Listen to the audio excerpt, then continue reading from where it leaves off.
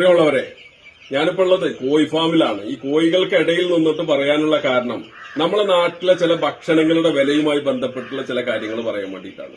നമ്മുടെ നാട്ടില് അൽഫാം എന്ന പോലെ തന്നെ കുഴിമന്തി, ചൊവ്വായ, അങ്ങനെ വിവിധ ഇനം സംഗതികൾ ഉണ്ടാക്കുന്ന ഈ കോഴികളെ വെച്ചുകൊണ്ടാണ്. ഈ കോഴികളുടെ മാർക്കറ്റ് വിലയും ഇവിടെ കടയിൽ നിന്ന് നമുക്ക് കിട്ടുന്ന ഈ ഭക്ഷണ സാധനങ്ങളുടെ വിലയും വലിയ രീതിയിലുള്ള അന്തരമുണ്ട്. ഇപ്പൊ ഈ കോഴി നമ്മൾ വിൽക്കുന്നത് ഏതാണ്ട് 6 മാസമായിട്ട് 100 രൂപയുടെ ചൂട്ടിൽ, അന്നൊക്കെ വില 85-80 രൂപയാണ് ഒരു കിലോ കോഴിയുടെ വില. നമ്മൾ അൽഫാം മേടിക്കുകയാണെങ്കിൽ 1 കിലോ അല്ലെങ്കിൽ 1-200 വരുന്ന കോഴിയുടെ അൽഫാം മേടിക്കുമ്പോൾ, ഒരു കോഴി ഫുള്ളായിട്ട് ഒരു കോഴി മേടിക്കുമ്പോൾ ചോറടക്കം നമുക്ക് 800 ചില്ലാന രൂപ വില വരുന്നുണ്ട്. ഒരു കോഴിയുടെ വില വരുന്നത് ഇവിടെ 1 കിലോ കോഴിക്ക് കൊടുക്കുന്നത് 80-85 രൂപക്കാണ്. ഈ കോഴി തന്നെ കൊണ്ടുപോയിട്ട് 1-200 വരുന്നത് ഏതാണ്ട് 100 റുപ്യ വരുന്ന ഒരു കോഴിനെ ഇവർ വിൽക്കുന്നത് 800 ചില്ലാന രൂപക്കാണ്. ഇവിടെ അറിയപ്പെടുന്ന പല മന്തിക്കടകളിലും പല ഹോട്ടലുകളിലും സംഗതികളിലൊക്കെ ഇവർ വിൽക്കുന്നത് ഈ രീതിയിലാണ്. എന്താണ് ഇതിന്റെ ലാഭം ഇവർക്ക്? കർഷകരെ സംബന്ധിച്ചിടത്തോളം, ഞങ്ങളെയൊക്കെ സംബന്ധിച്ചിടത്തോളം തുച്ഛമായ ലാഭം. ഈ കുട്ടികൾ ഇറക്കിയിട്ടുള്ളത് ഏതാണ്ട് 35 രൂപ വില വരുന്ന കുട്ടികളാണ്. ഈ കോഴി കുഞ്ഞുങ്ങൾ കൊടുത്തിട്ടാണ് നമ്മൾ ഈ വിലക്ക് വിൽക്കുന്നത്.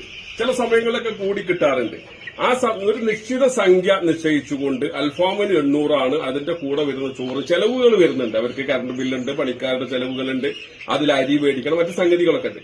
എങ്ങനെ വന്നാലും ഒരു 150-200 രൂപയുടെ ഉള്ളിൽ വരുന്ന ചെലവ്, അതിന്റെ മുകളിലാണെങ്കിലും ആവട്ടെ, പക്ഷെ ഇപ്പൊ 100-500 രൂപയുടെ ഉള്ളിൽ എങ്ങനെ അവർക്ക് ലാഭെടുത്താലും ചെയ്യാൻ പറ്റുന്ന സംഗതി 800 രൂപയുടെ മുകളിലായി ഇനിയും കൂടാൻ പോവാണെന്ന് പറയുന്നത്. എന്താണ് നമ്മളെപ്പോലുള്ള സാധാരണക്കാരായ ആളുകൾ ഇത് മേടിക്കുമ്പോൾ സാധാരണക്കാരായ കർഷകർക്ക് കിട്ടുന്നത് തുച്ഛമായ പൈസ, പക്ഷേ ഇവരോ വലിയ രീതിയിലുള്ള ലാഭം ഇതിൽ നിന്ന് ഉണ്ടാക്കുന്നുണ്ട്.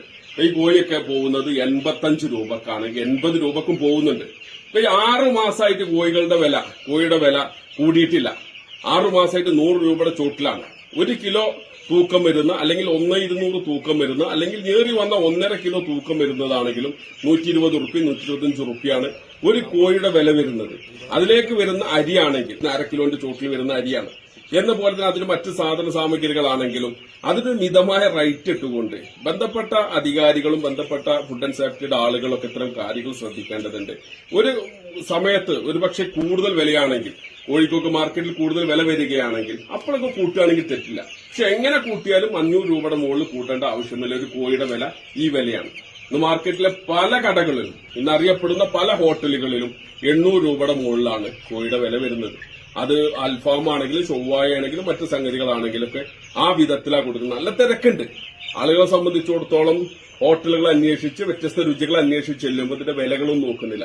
പക്ഷെ ഒരു കർഷകനെ സംബന്ധിച്ചിടത്തോളം, കൃഷിക്കാരെ സംബന്ധിച്ചിടത്തോളം ഈ കിട്ടുന്ന വില 85 രൂപ 80 രൂപയാണ് ഒരു കിലോ കോഴിക്ക്. ആ കോഴിയാണ് ഇവർ കൊണ്ടുപോയിട്ട് 800-ഉം 850-നും 820-നൊക്കെ വിൽക്കുന്നത്. അത് കണ്ടപ്പോ ഇത് പറയണം, സാധാരണക്കാരായ ആളുകൾ അറിയണം എന്നുള്ളത് കൊണ്ട് പറയുകയാണ്. എന്ന പോലെ തന്നെ അതിലും ലാഭെടുത്തുകൊണ്ട് ഈ പറയപ്പെടുന്ന 85 രൂപക്ക് അവർക്ക് കിട്ടുന്ന കോഴി, ഇപ്പൊ ഞങ്ങൾ ഇവിടെ ഫാമിൽ നിന്ന് കൊടുക്കുന്ന 80-85 കൊടുക്കുന്ന കോഴിനേക്കാൾ ലാഭം കിട്ടാൻ വേണ്ടി ചില ഹോട്ടലുകൾ, അറിയപ്പെടുന്ന ചില ഹോട്ടലുകൾ തമിഴ്നാട്ടിൽ നിന്നൊക്കെ കോഴി ഫ്രോസൺ ആയിട്ട് കോഴി കൊണ്ടുവരുന്നത്. അതിലും പല വിധത്തിലുള്ള തട്ടിപ്പുകളുണ്ട്. ആളുകൾ മേടിച്ച് കഴിക്കുമ്പോൾ സൂക്ഷിക്കേണ്ടതാണ്.